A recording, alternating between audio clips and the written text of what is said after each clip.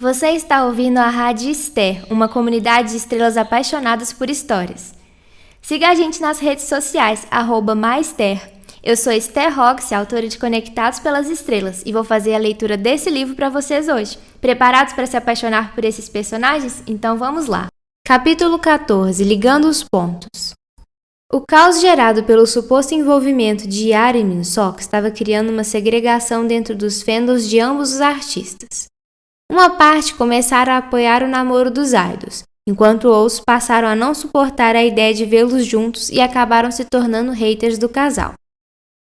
Lina admitiu que por alguns segundos até chegou a cogitar que fosse verdade, que estivesse acontecendo algo entre eles. Isso porque ela sabia que eles estavam se encontrando com frequência, mesmo que Min-Sok não mencionasse nada para ela. Era como se ele quisesse esconder o que estava fazendo com Yara.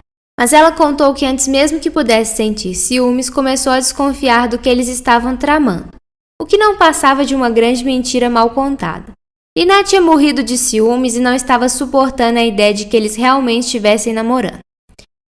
Desde o dia incrível que os dois passaram juntos em Nami Island com os amigos, eles não conversaram nenhuma vez sobre 3 assuntos extremamente importantes.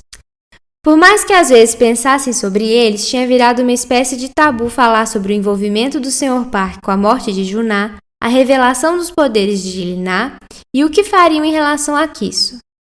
Eles estavam prorrogando ao máximo discutir sobre esses assuntos delicados. Min-Sok, por exemplo, estava preferindo reclamar do sumiço de Harim e infernizá-lo do porquê ele não andava respondendo às mensagens do chat do grupo, enquanto Lina aproveitava a companhia de Sabrina para levá-la para conhecer Seol. A sensação de estarem sendo observados voltara a incomodá-los.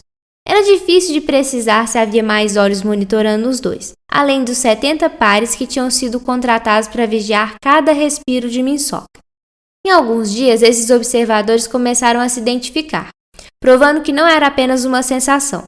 Um dos maiores veículos de fofoca coreanos fez uma reportagem expondo o relacionamento de Lina e Min-Sok, com fotos do passeio de Nami Island, onde os dois se abraçavam. Como essa revista não tinha postado nada sobre o suposto relacionamento dele com Yara, nem precisavam fazer abstrações, apenas expuseram o que tinham e apontaram indícios de que era verdade. A notícia percorreu 6 continentes como se viajasse na velocidade da luz. Espalhou-se tão rápido que parecia que até os pinguins da Antártica especulavam se Lina e Min-Sok estavam mesmo juntos ou se havia sido apenas um abraço despretensioso. Com isso, a notícia chegou até a mãe da gerente no Brasil. Giovanna não perdeu tempo. Junto ao pai da garota, pegou o primeiro voo para Seul que encontrou e foi atrás da filha. Ela precisava acabar com essa insanidade de Lina querer namorar o filho de sua grande inimiga. Assim que Giovanna chegou ao aeroporto, os paparazzi já estavam a postos. Isso porque, além da mãe de Lina já ter sido uma modelo muito famosa na Coreia, ela tinha se envolvido em uma enorme polêmica junto à mãe de Min-Sok. Ninguém conseguia se lembrar ao certo o porquê da rivalidade delas, mas era de conhecimento público que elas se odiavam. Mais do que isso, sabia-se que juntar as duas era sinônimo de caos. Quando os jornalistas descobriram quem era a mãe de Lina, perceberam que estavam diante de uma verdadeira mina de ouro de audiência e não poderiam perder essa confusão por nada. No passado, o desentendimento entre as duas, ao disputarem pelo mesmo papel em um filme, tinha sido tão grande que era um caso conhecido por muitas pessoas na Coreia.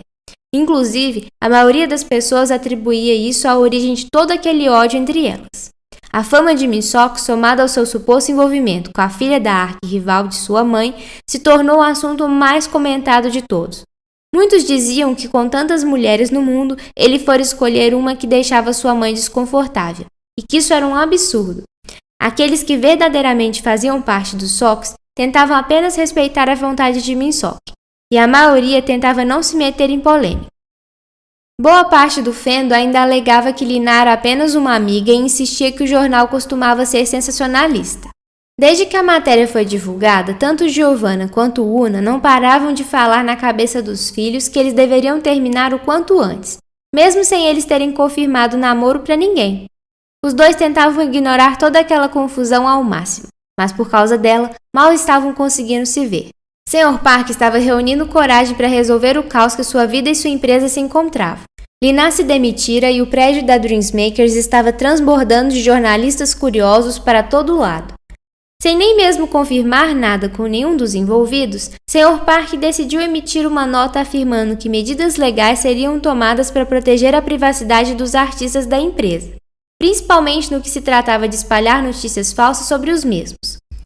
A nota serviu como um balde de água fria a todos os especuladores sobre a veracidade do relacionamento de Lina e Min-sok. Também acabou acalmando os ânimos de Giovanna e Una. Muitos especulavam que o fato do idol estar sendo acompanhado por um novo gerente durante as sessões de foto e compromissos oficiais da última semana desde o vazamento da reportagem indicavam que Lina tinha sido demitida por ter se envolvido com ele. Para outros, isso ainda justificava o porquê da empresa ter insinuado que o relacionamento seria mentira. Afinal, de acordo com suas teorias, o CEO da Dreammakers teria botado um grande ponto final entre os dois ao demitir a gerente. Apesar de Lina considerar que tinha se demitido e de estar há uma semana sem acompanhar Min-sok nos eventos oficiais, sua demissão não chegou a ser oficializada. Todas as credenciais que ela tinha na Dreammakers permaneciam inalteradas. Isso fazia com que o burburinho dos funcionários da empresa divergissem completamente das demais teorias externas. Para eles, a gerente apenas tinha pedido uma licença para o Sr. Park. De acordo com as especulações internas, mesmo que fosse tudo mentira, Lina deveria estar com medo de enfrentar os haters e os fãs que achavam inadmissível que Min-sok namorasse.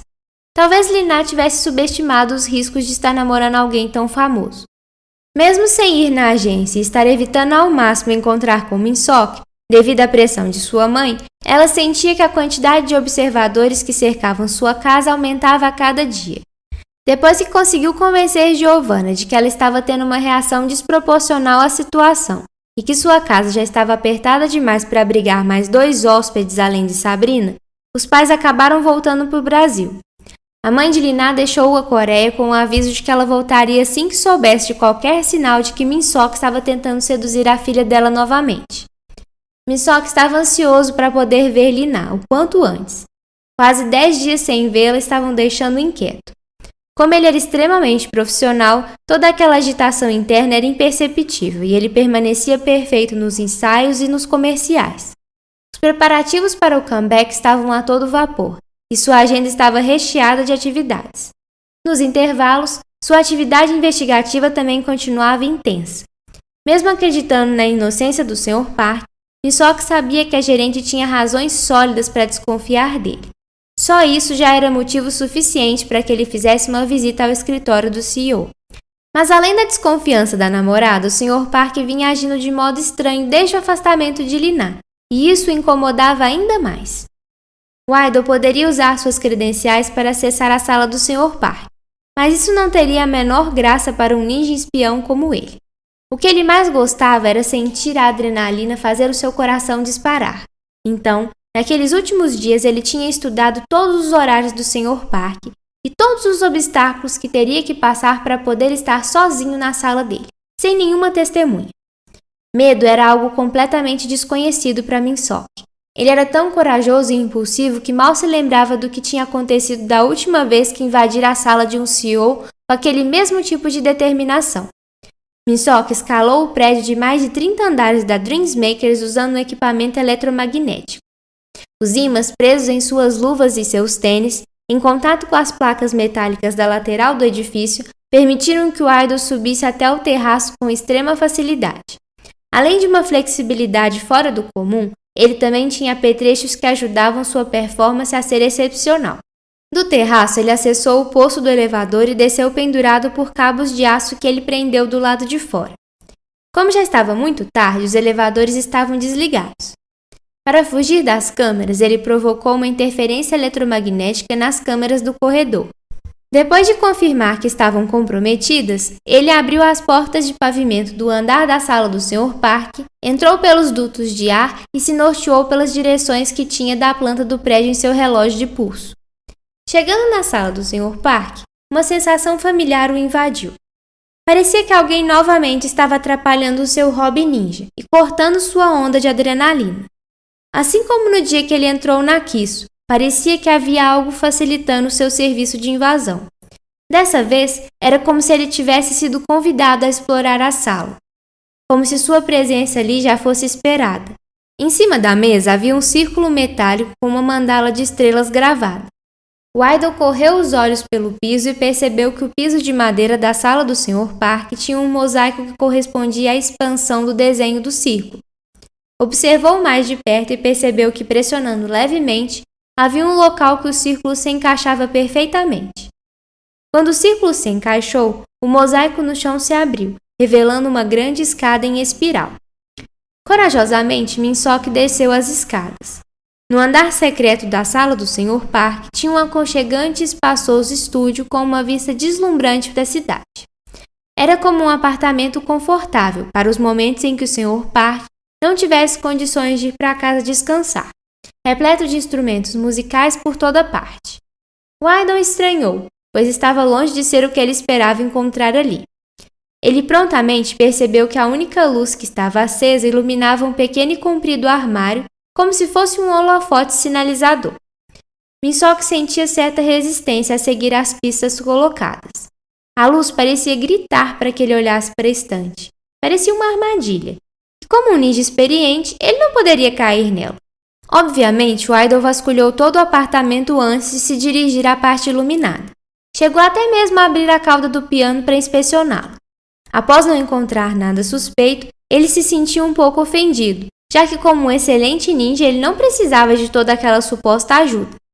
Inexplicavelmente, aquilo não parecia ser fruto dos poderes de Li-Na, e por isso Minsock estava ainda mais receoso. Parecia muito suspeito todo aquele empenho em direcioná-lo até um lugar tão específico. Ainda mais que era perceptível que sua presença estava sendo aguardada. Abrindo o armário, Minsock encontrou um arquivo com todos os principais projetos da Dreammakers desde sua fundação. Também havia registros relacionados à empresa em seus primeiros anos de funcionamento e a lista com todos os funcionários, incluindo os artistas. Lá também estava boa parte dos documentos que costumavam ficar em exposição no cômodo anexo à biblioteca, relativos ao primeiro emprego do Sr. Park. Correndo os olhos pelos arquivos, Minsock percebeu que na última prateleira, atrás da primeira coluna de arquivos, havia algo escondido. Era um cofre. Uma leve empolgação correu pelas veias do Wydell. Parecia ter sugerido uma nova oportunidade para usar suas habilidades. Mas, dando uma boa olhada, percebeu que era apenas um cofre de níquel que não teria toda aquela emoção. Pegando um dos ímãs terra raras que ele usou para escalar o prédio, ele encostou no cofre e conseguiu abri-lo com facilidade. O senhor só pode estar de brincadeira de colocar um cofre desse, Sr. Park. Resmungou Minsock baixinho, como se estivesse tirando um sarro do Sr. Park com uma certa indignação. Dentro do cofre havia apenas uma pasta com o nome Projeto Mulan e um envelope um tanto parrudo e já um pouco amarelado, cujo destinatário era não Minsock, e o remetente era Som Li-Na. Wydell ficou um pouco impactado ao ler o nome dele e o da namorada reunidos naquele envelope. Ficou impactado já que ela nunca havia mencionado que lhe escrevera algo desde que foi morar na Coreia. Pelo aspecto do envelope, já deveria ter um bom tempo, devido à coloração levemente amarelada. Minsock preferiu espiar primeiro o conteúdo da pasta. Logo que a abriu, já estampou um "eu sabia" em seu rosto, com um sorriso deslumbrante de satisfação. Ele guardou os documentos que tirou do cofre e mais alguns outros que julgou relevantes em sua mochila. Wydell se dirigiu ao terraço do prédio e de lá ligou para o número de Harim. "Li-Na", disse Minsock animado, deixando Harim mudo do outro lado da linha. Li-Na confirmou se havia atendido o celular correto e ficou confusa, mas continuou em silêncio fingindo que havia um problema com a ligação. "Nem tente negar sobre isso. Eu sei de tudo. Precisamos conversar",